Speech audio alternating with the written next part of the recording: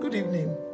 Nice to be with you. I want us to reflect on a topic that I've titled Marriage Through the Father's Eyes. I know marriages are going through challenges all over the world. And one thing is, if you have a product and there are issues with that product, you get back to the manufacturer or you refer to the manual. And this evening, I want us to refer to a manual and ask ourselves, what was behind God's mind when He was creating marriage? Because He made marriage Himself. And I would like to start right from the very beginning in Genesis chapter 1, where God said, let us make man in our image, reflecting our nature. So you find out that God really wanted us to reflect His nature in the marital relationship, in the home. What is His nature? Love, humility, peace. There's a harmony between the Godhead, and God wanted this to happen with Adam and Eve, reflecting His nature, reflecting His nature. Beyond Genesis 1, you get down to Genesis 2. When Adam had been created, God was watching him in the garden. And then at a stage, God said, it is not good for a man to be alone. I don't know what He saw in Adam, but He made this statement that it's not good for Adam to be alone. I'm going to make him a help meet, a help that is adequate for him. Companionship. Companionship was behind the Father's eyes when He was creating marriage.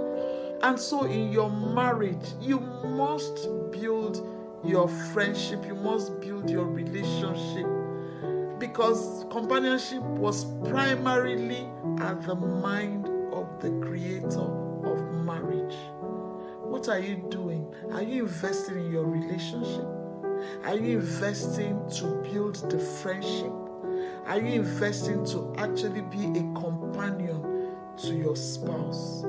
I'd like us to talk about another reason for marriage, or another purpose, or another thing behind the Father's eyes. It talks about, the Bible talks about, to avoid sexual immorality, let every man have his own wife, and let every woman have her own husband, and let each of them, render due benevolence to one another in the area of sex. So you find out again that through the Father's eyes, one of the purposes for marriage is for avoidance of sexual immorality. The other one is, God wants us in the marital union to harness the power of two. You go to Ecclesiastes chapter 2, it talks about two being, better than one. It talks about a three-folded cord that cannot be broken. When we are united with one another in the marital relationship and God is with us, God wants to harness the power of two. I want to refer us to something that happened, in the Tower of Babel, when the people were building the Tower of Babel. And the Bible records that it was going up and up and up. They had a purpose, they wanted to accomplish something. And there was something that God said. He said, you see these people, because they are united, there's nothing that can stop them in accomplishing this purpose. And this is the same thing in the marital union. When we are united, there is a power that comes from the two that can be harnessed to accomplish anything.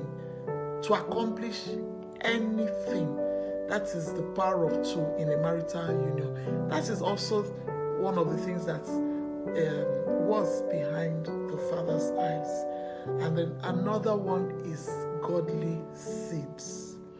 Again, you can read the entire chapter of Malachi chapter 2. But if there's a scenario that was created there of somebody that came weeping at God's altar, crying desperately, and then God said, I don't want you to wet my altar with tears. And it's like, why? what have I done? And he says, you have treated the wife of your youth treacherously. And God says, I was a witness when two of you were being joined together. Always remember that God is a witness at every joining, and he stands, to look at how we are handling that union. But more importantly, again, down that Malachi 2 was when he said, there is a reason why I brought two of you together. He said, I want to raise godly seeds. God is interested in our raising godly seeds, raising godly children, raising the next generation. The next generation, it was a concern in the Father's heart when he was creating marriage. And sometimes we totally forget that in our relationships, we are mentoring the next generation. We are raising these children. If we recognize that it is one of the purposes of marriage, we will be more intentional in the way we handle the raising of our children, in the way we model, the right life before them, in the way we model marriages, our marriage before them, because God is interested in raising godly seeds from us, in raising the next generation. I really want you to reflect on the points I've raised this evening. These are reflections that keep me on my toes, that keep me investing in my marriage, that keep me intentional in some of the things I do. May the Lord open your eyes, and may he find joy in your relationship with one another, that you might build, a home after his heart. God bless you.